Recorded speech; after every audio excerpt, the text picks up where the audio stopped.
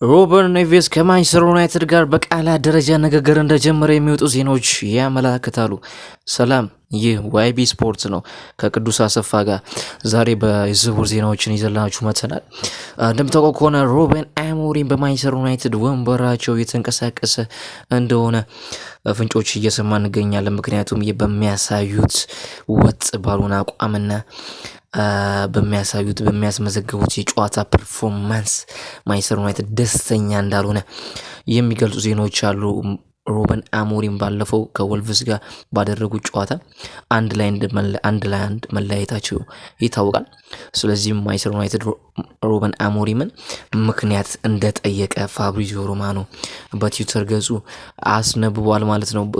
በተያያዘ ዜና በአሰልጣኝ በቼልሲ ቤት ማሰልጠን የሚገኙት ኤንዞ ማሬስካ የኃላፊነት ወንበራቸው በጨዋታዎች ላይ የተሞረከዘ እንደሆነ በብዛት በቼልሲ ዘመም ጋዜጦች የሚታወቁት አስነብበዋል።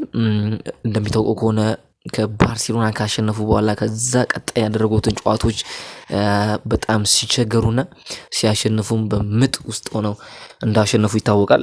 ባለፈው ከበርነማውዝ 2-0 ከተጠናቀቀ በኋላ ጋዜጣዊ መግለጫ አልሰጥም የሚል ዜና ተንሰራፍቶ ይገኛል። ምክንያቱም አሟቸዋል የሚል ነበር። ነገር ግን ኤንዞ ማሬስካ ምንም አይነት ህመም እንዳልነበረባቸውና ከጫና አንጻር እንደሆነ ተሰምቷል።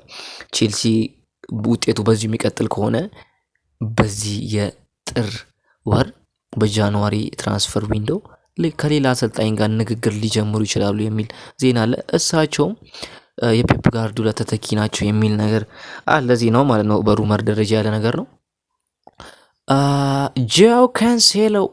ጃው ካንሴሎ ለኢንተርና ለባርሴሎና አቅርቧል ራሱን የሚል ነገር እየሰማ እንገኛለን። በአላሪ እየተጫወተ የሚገኘው የቀድሞ የማንቸስተር ሲቲ፣ ጁቬንቱስ፣ ባርሴሎና፣ ባየር ሙኒክ፣ ኢንተር ለመጀመሪያ ጊዜ የተጫወተባቸው ቲሞች ናቸው።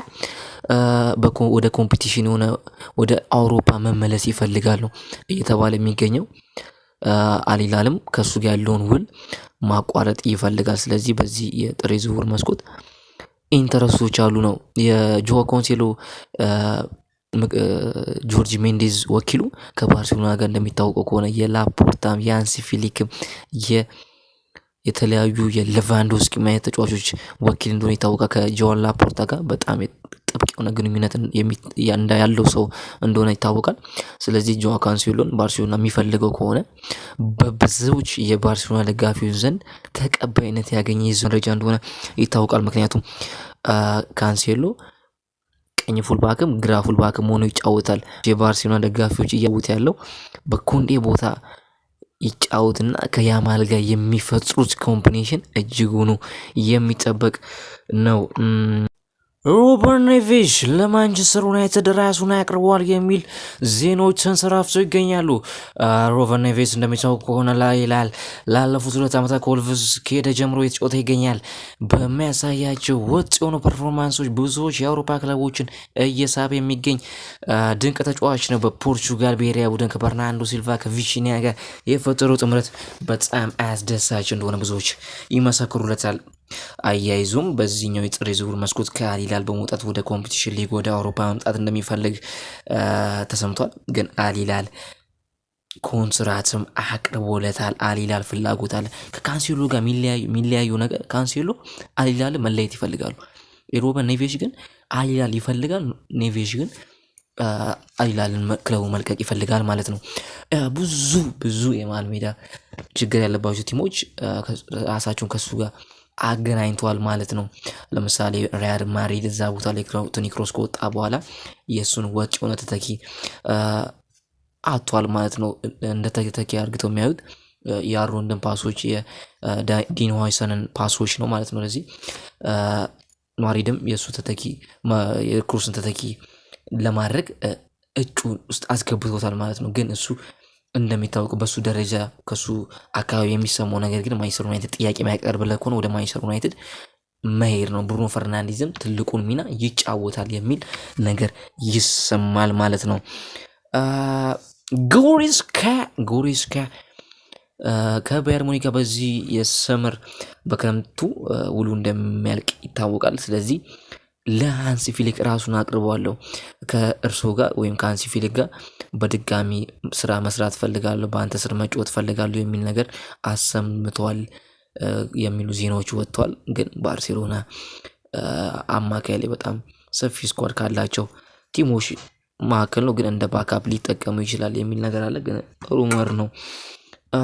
በዚህ የክረምት የዝውውር መስኮት ሌሎኞቹ ተጫዋቾች ጆርዲ አልባ፣ ዴቪድ አላባ እና አንቶኒ ሩዲገር ማድሪድን እንደሚለቁ ብዙዎች እነ ማርካን ጨምሮ ዜናዎች አንሰራፍተዋል በሚያሳዩት አቋምና አላባ ኦብቪየስሊ በጉዳት ነው። በጉዳት ብዙ ጨዋታዎች አመልጦታል።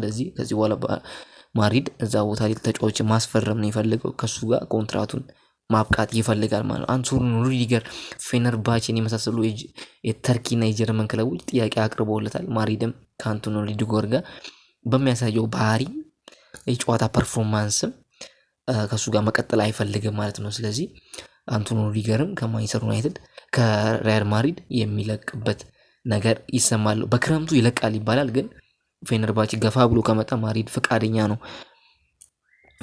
ነው ለማውራት ማለት ነው። አንቶኒ ሩዲገርን በሚመለከት ብዙም ፍላጎት ያላቸው አይመስልም፣ በአንቶኒ ሩዲገር ብቃት ማለት ነው። አንዳንድ የሚሰሙ ነገሮች አሉ። እነ ሮኒ ባርጃሲ ከባርሴሎና ይለቃል የሚል ነገር አለ። ግን ባርሴሎና ለእንደዚህ አይነት ጥያቄ በሩ ክፍት እንዳልሆነ አሰምተዋል ማለት ነው። ቴር ስቴገንም ወደ ጂሮና በጣም ፍላጎት አለው፣ ግን ደሞዙ ነው ከባርሴሎና ጋር ጂሮና እንዳይስማማ የሚያደርገው። 1 ሚሊዮኑን ለመክፈል ጂሮና ፍላጎት አለው። ነገር ግን ባርሴሎና ከ50% በላይ እንዲከፍሉ ነው የሚፈልጉት። ቴር ስቴገን ግን እዛው መቆየት ይፈልጋል፣ ዓለም ዋንጫ መጫወት ይፈልጋል። ስለዚህ ከክለቡ የሚወጣበት ነገር አለ።